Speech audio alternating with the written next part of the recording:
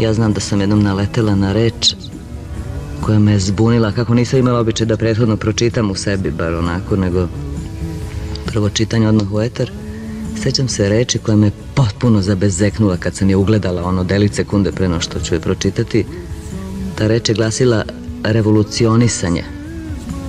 To je sad možda reč koja je malo i ušla u upotrebu, ali pre 10-15 godina bila nova. Mi imamo te modne reči koje se koriste jedno vreme. Revolucionisanje, ja sam tu krenula, to je bilo u onoj emisiji popodne, one opštinske dijagonale. Ja vidim, delić sekunde vidim da će me sad ta reč uništiti i krenem da se tučem s njom iz 3 puta. Ja sam rekao revolucionanisanje. Ali ismrzla sam se jer sam čula sebe šta sam rekla i nastavila da čitam dalje. Ono što je fantastično, da to niko nije čuo. Jer su inače slušalci jako aktivni kad čuju lapsus, odmah se javljaju.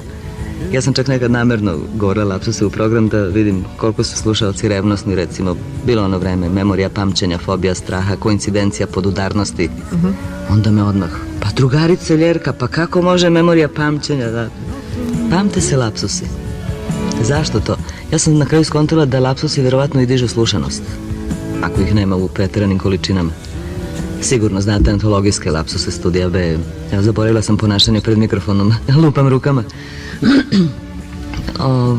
Papa Plavi šesti, Živan Saramandić, prvak Beogradske opštine i tako. Bilo ih je. Ali lapsusi dižu slušanost verovatno zato što slušalac onda dobije utisak prisnosti sa voditeljem. On shvati da je to ljudsko biće koje greši.